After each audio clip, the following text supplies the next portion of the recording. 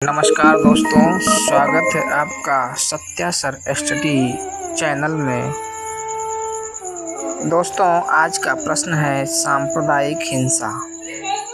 सांप्रदायिक हिंसा एक ऐसी स्थिति होती है जिसमें विभिन्न धार्मिक, सांस्कृतिक या सामुदायिक समूहों के बीच तनाव और संघर्ष उत्पन्न होता है, जो हिंसा और विध्वंस का रूप ले सकता है। यह हिंसा अक्सर धार्मिक असहिष्णुता, राजनीतिक उद्देश्य और सामाजिक या आर्थिक विषमताओं के कारण भड़कती है। सांप्रदायिक हिंसा का असर लंबे समय तक समाज पे पड़ सकता है, जिससे समाज में आपसी अविश्वास, नफरत और विभाजन की भावना बढ़ जाती है।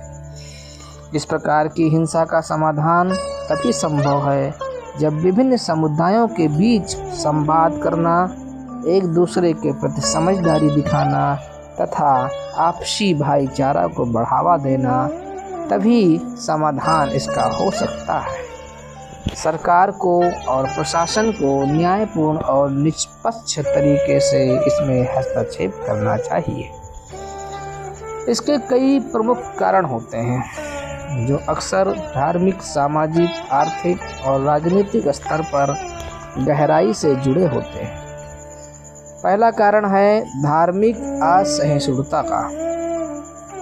जब एक धार्मिक समूह दूसरे धार्मिक समूह के विश्वास को, रीति रिवाज या परंपरा को अस्वीकार कर देता है, उन्हें नीचा दिखा देता है, तो यह सांप्रदायिक तनाव को बढ़ावा दे सकता है।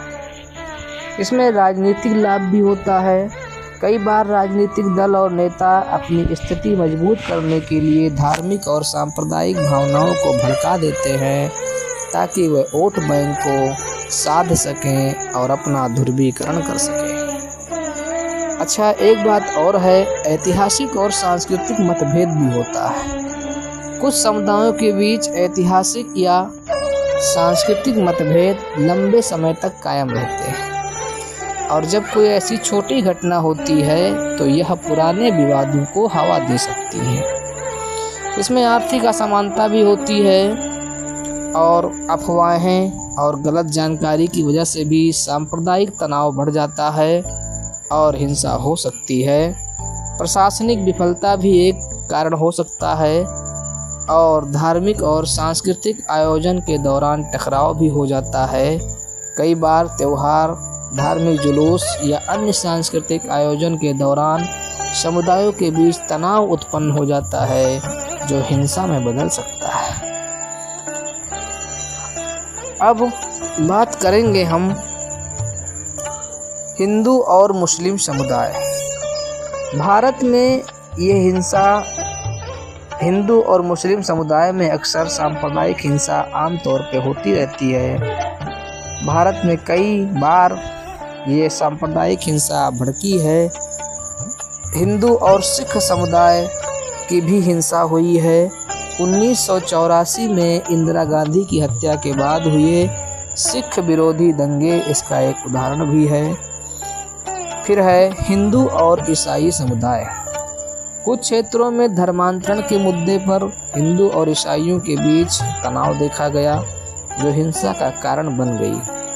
अन्य जातियों या धार्मिक समूहों के बीच कुछ मामलों में बौद्ध, जैन, आदिवासी और अन्य धार्मिक या जातीय समुदायों के बीच भी सांप्रदायिक तनाव या हिंसा देखी जाती है। अच्छा, इसको रोकने के उपाय क्या क्या हैं? आइए जानेंगे। पहला तो इसमें आता है कि आपसी समझ को बढ़ावा देना और सहिष्णुता का जो है पालन करना।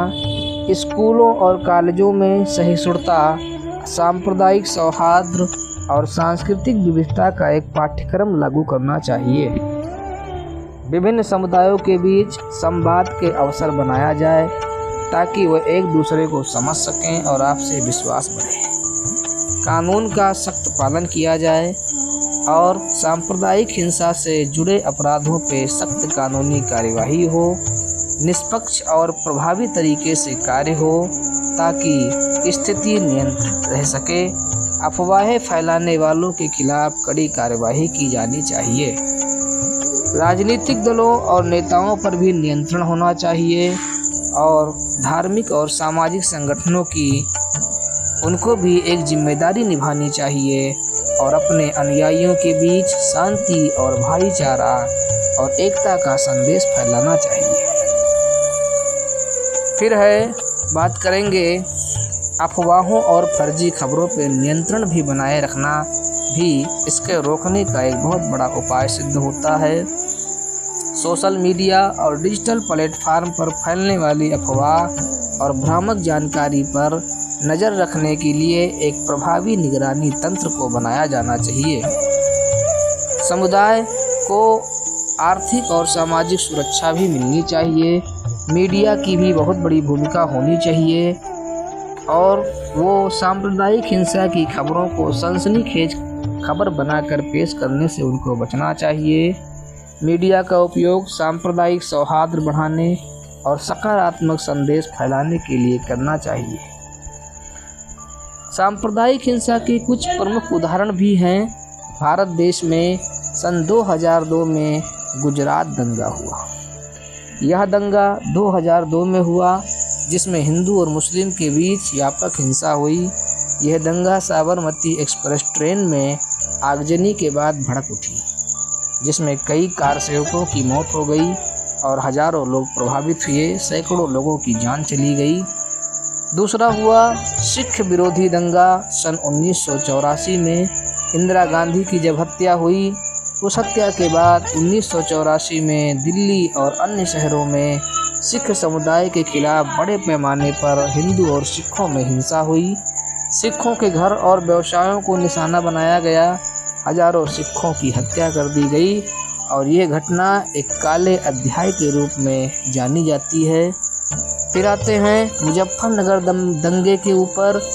सन 2013 में उत्तर प्रदेश के मुजफ्फरनगर ज़िले में हिंदू और मुस्लिम समुदायों के बीच दंगा हुआ, जिसमें 60 से अधिक लोगों की मौत हुई और हजारों लोग बेघर हो गए।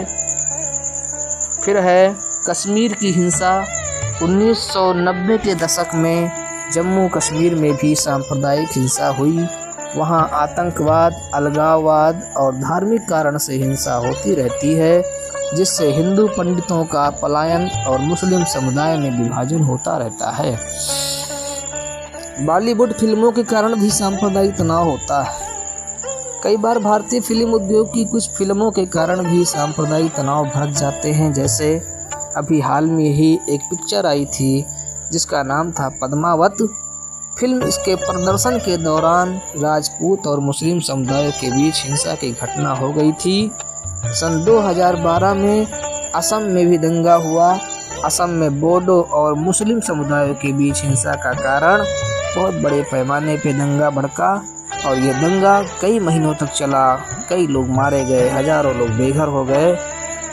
तो इसमें एक स्पष्ट बात यह है कि सांप्रदायिक हिंसा के कारण समाज में न केवल मानव जीवन का नुकसान होता है, बल्कि सामाजिक संरचना और एकता पर भी गंभीर असर पड़ता है। आज का ये विषय आप लोगों के लिए बहुत ही महत्वपूर्ण रहा और मैं आशा करता हूँ कि आपको इसके विषय में एक बहुत ही महत्वपूर्ण जानकारी प्राप्त हुई। मिलते हैं अगले अध्ययन वाले वीडियो में। तब तक के लिए नमस्कार, जय हिंद। स्वागत है आपका हमारे चैनल में और आशा करते हैं, उम्मीद करते हैं कि आप सभी सुखी और संपन्न होंगे। मेरे चैनल को सब्सक्राइब और लाइक ज़रूर करें तथा आपस के मित्रों के साथ शेयर करें, जिससे कि आपको रोज़ अच्छी वीडियो मिलती रहें और हमारा उत्साह बढ़ता रहे। जय हिंद।